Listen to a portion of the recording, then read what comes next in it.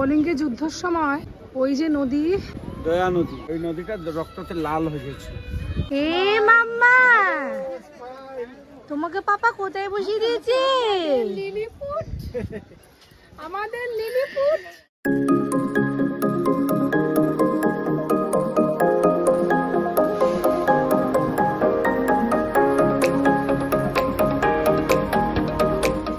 Good morning. পুরীতে আজকে Puri day 2। সবাই আমরা রেডি, এবার বেরোনোর পালা সাইট সিনের জন্য। সবটাই শেয়ার করব ব্লগে, কিন্তু টিকে থেকে। আজকে এটা আমার ড্রেস, আর সাথে এই ব্যাগটা, যেটাই পুরী থেকেই আমি কিনলাম। সো তোমরাই বলো কেমন লাগছে আজকে আমাকে। হচ্ছে একদম আমি রেডি হচ্ছি,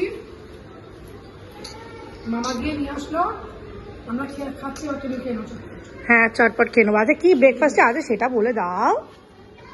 লুচি, পুরি আর আলু তরকারি, মোটামুটি ভালো। সাকাস এনাফ। এই যে মাম্মা আমার রেডি। মাম্মার খাওয়া অলরেডি যদিও কমপ্লিট হয়ে গেছে। তাড়াতাড়ি বেরোতে হবে, 10 মিনিটের মধ্যেই বেরোতে হবে। চলো তাহলে তাড়াতাড়ি করা যাক।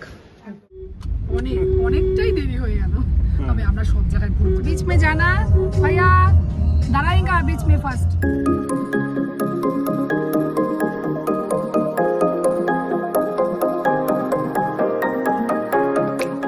ম্যাডাম আসুন, এটা হচ্ছে চন্দ্রভাগা বিচ, আসুন। চলো,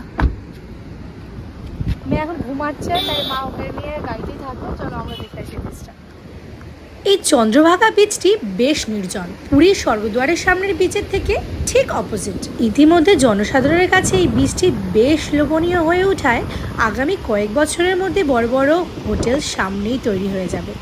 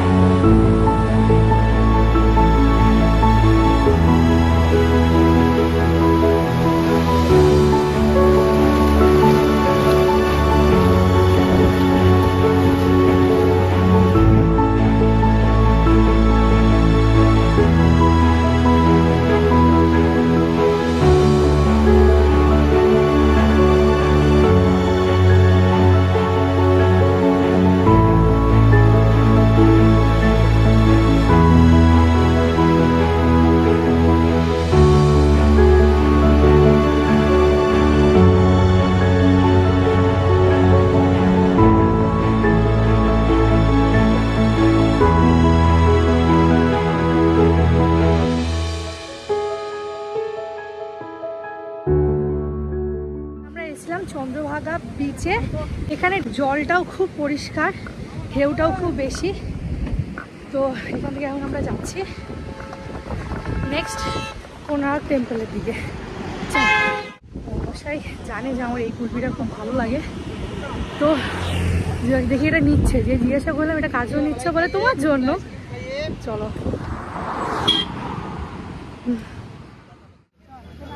কোনার্কের মন্দিরে চলে এসেছি। মাম্মার, হ্যাঁ এটা আমার পুরো ফ্যাট, এটা আমার নতুন ফ্যাট। আমার চশমাটা নেই। এখানে ছাতা রেন্টে পাওয়া যায়, ঠিক আছে, 50 রুপিস করে পার ছাতা বলে। তো একটু বার্গেন করলে 40 রুপিসও দিয়ে দেয়, আমাদের যেটা দিল। তো কেউ যদি ছাতা না নিয়ে আসো, এখান থেকে রেন্টে ছাতা নিয়ে নিতে পারো, গাইডও নিতে পারো। উনি হাঁটবেন, নিজে থেকেই নেমে গেল হাঁটার জন্য। তাহলে ঠিক আছে হাঁট, দারুণ অনেক বছর আসছি না, আগে এসেছি তখন এতটা সুন্দর ছিল না, এত ডেকোরেটেড ছিল না, এত গেট আপটাও সুন্দর ছিল না। সত্যি মানে অজন্তা ইলোরা মতো লাগছে, সেই কোনারকের মতো।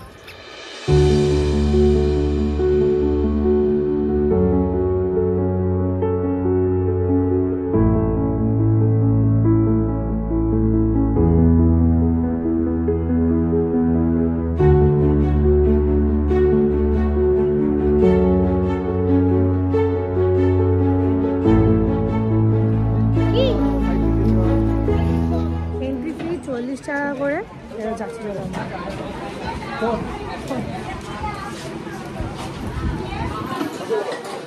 চলো গাইড লাগবে? গাইড না, গাইড ছাড়া কিছু বোঝা যাবে না। না গাইড লাগবে না, চলো। এখানে গাইডের জন্য বলে, তো আমরা নিচ্ছি না, তোমরা চাইলে নিতেই পারো। হ্যাঁ, যখন লাস্ট এসেছিলাম এখানে অনেকটাই ছোট আমি, তো কিছুই মনে নেই বেসিক্যালি। এখন অনেকটাই ছোট ছিলি তখন তো। হ্যাঁ, এই তো না, ওর মতো ছোট না, ওর থেকে একটু বড় ছিলাম, বাট কিছুই মনে নেই সেভাবে আর কি। তো এখনই ভালো করে অ্যাকচুয়ালি দেখতে পাচ্ছি।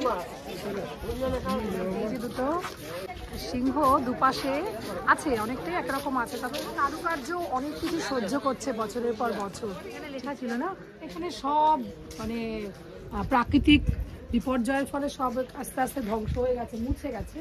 এখানে কিছু কিছু আছে, সমস্ত আছে কিছু কিছু।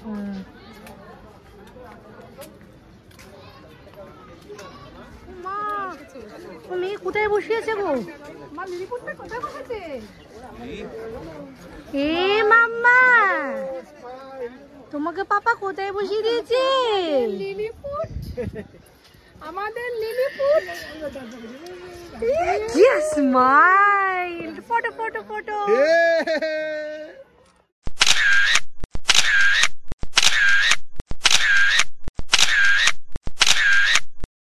এই যে সেই প্রসিদ্ধ রথের চাকা, যেটা দেখতে মানুষ আসবেই আসবে এবং একটা ছবি তো নেবেই এখানে।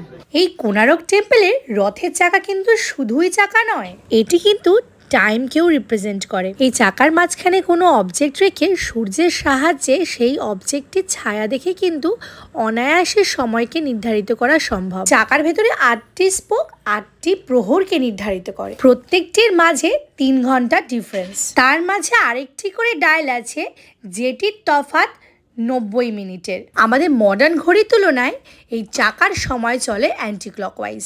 সত্যি আমাদের ইন্ডিয়ান আর্কিটেকচারের কোনো জবাবই নেই। হিস্ট্রি অনুযায়ী এই মন্দিরের চূড়ার ওপর একটি বড় ম্যাগনেট বসানো ছিল, যার কারণবশত আশেপাশে ভাসমান জাহাজগুলিকে নিজের দিকে টেনে আনতো। আর এই কারণেই পর্তুগিজরা সেই ম্যাগনেটটি নিজেদের সাথে নিয়ে চলে যায়, যার কারণবশত কোণার্ক টেম্পল অনেকটাই আঘাতপ্রাপ্ত হয়। আর সময় দাবানলে পড়ে এই মন্দির তার অরিজিনালিটি অনেকটাই হারাচ্ছে। আমরা অনেকটা সময় নিয়ে চারিদিকটা খুব সুন্দরভাবে এক্সপ্লোর করলাম। কি লাগছে এখানটা, আর এখানে দেখতেও কি দেখো, পুরো যে নষ্ট হয়ে গেছে ওটাকে আবার রিপেয়ার করেছে। কোনো রিপেয়ার করেনি, ওই যে ওই যে ওই যে রিপেয়ার হচ্ছে, এই যে এখানটা রিপেয়ার হচ্ছে।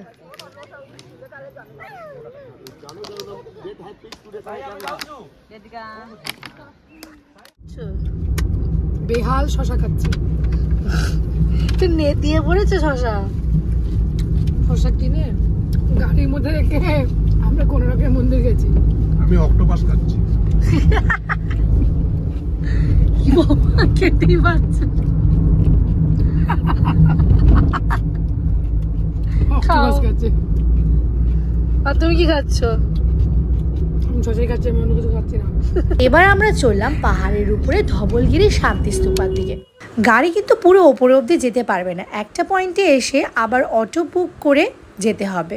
অটো ভাড়া 200 টাকা, চাইলে হেঁটেও যাওয়া যায় ভেতর ভেতর। ও, সম্রাট অশোক এখানে তপস্যা করেছিল। এই স্থানটিতেই সম্রাট অশোক তপস্যা করে বৌদ্ধ ধর্মকে বেছে নিয়েছিলেন।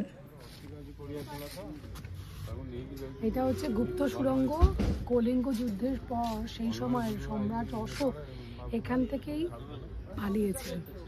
অর্থাৎ এটা পুরো খণ্ডগিরি পর্যন্ত 15 কিলোমিটার এই সুড়ঙ্গ, এই এতটা দূর পর্যন্ত এই সুড়ঙ্গটা আছে। গভীর পুরো খণ্ডগিরি পর্যন্ত এই সুড়ঙ্গটা। হ্যাঁ, এখানে দাঁড়িয়ে পিকচার থেকে এই হচ্ছে দৃশ্য। মহারাজ অশোক যদি তখন ইন্টারনেটের যুগ থাকতো তাহলে এসব বোকামি করতো, তখন ওই স্ট্যাটাস দিতে দিতেই মরে যেত। যুদ্ধ বুদ্ধ আর করতে লাগতো না, ফেসবুক গুপ্ত সুড়ঙ্গ করতে লাগতো না। ফেসবুক হোয়াটসঅ্যাপ থাকলে কত মহারিষি আমরা ফেল পেতাম। রবীন্দ্রনাথ তখন বলতো কবিতা, স্ট্যাটাস দিয়ে বলতো, হোয়াটসঅ্যাপে সকালবেলা বলতো, তখন আর বই ছাপার বদলে ফেসবুকে পোস্ট হয়ে যেত। ভাগ্যিস তখন ইন্টারনেট যুগ ছিল না, নাহলে এত মহারিষি আমরা পেতাম না। একদম সত্যি কথা, বাস্তব কথা। 1 টাকা দিয়ে দাও, শুনবো না।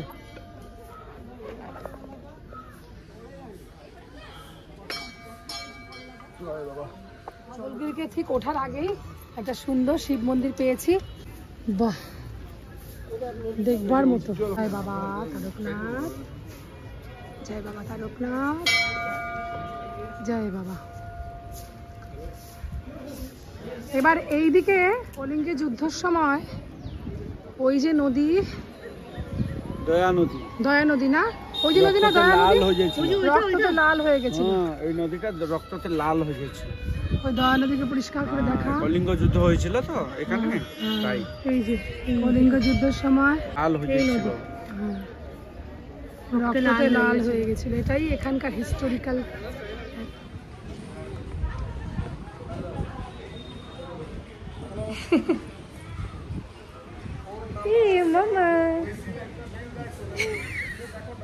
ধবলগিরির দিকে যাচ্ছে, এই যে সানসেট হচ্ছে, এই যে টুকি মারছে পেছন দিকে ধবলগিরি।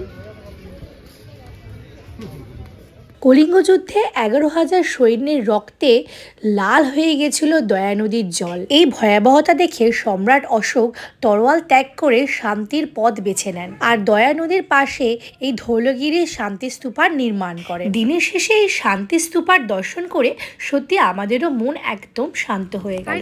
আমার মাম্মা কি পোজ দেবো আমি তোমাদের জন্য বলো? আমি আর কি পোজ দিতে পারি তোমাদের জন্য বলো? কি কি এরকম তো করলো, টিপ তো পড়েছে কিন্তু ঘেটে দিয়েছেন ম্যাডাম।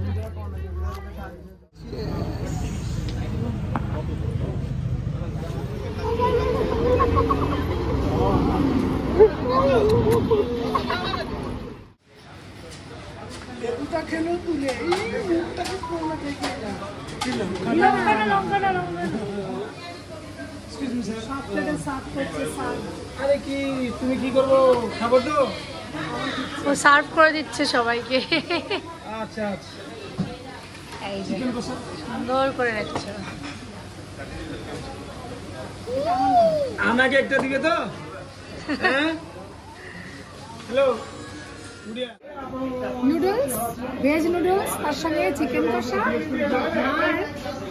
আমার মেয়ে খাবে চিকেন মাঞ্চুরিয়ান। আজকে নুডলসের সাথে ট্রাই করবো। ডিনার সারতে এসছি আমরা। এই লঙ্কা না যা অবস্থা, লঙ্কা খেয়ে নিচ্ছি লেট করে। হলো প্রায় বাজতে যায় 12টা। আমরা এখন ডিনার সেরে আসলাম। আর সারা দিনের সব কিছুর পরে, মানে সাইট সিন ওরা সব কিছুর পরে শরীর ভীষণ টায়ার্ড। কালকে সকাল সকাল আবার আমাদের বেরোতে হবে, কারণ কাল আমরা দেবো পুজো মন্দিরে। চলো ব্লগটা এখানেই শেষ করছি। কালকে আবার নতুন একটা ব্লগে কালকে দিনটাও শেয়ার করব, তো সাথে থাকতে ভুলো না কিন্তু। চলো, গুড নাইট।